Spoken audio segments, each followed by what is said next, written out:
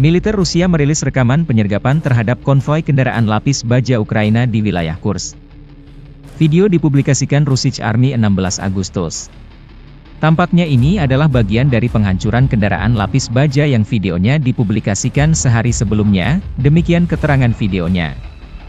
Dalam 24 jam terakhir, militer Rusia mengklaim menetralkan dan menangkap ratusan tentara Ukraina yang menerobos wilayah Kursk. Kementerian Pertahanan Rusia menerbitkan rekaman sejumlah personel Ukraina dari Brigade Serangan Udara Terpisah ke-82 dan Brigade Mekanis ke-154 yang ditangkap di wilayah Kursk.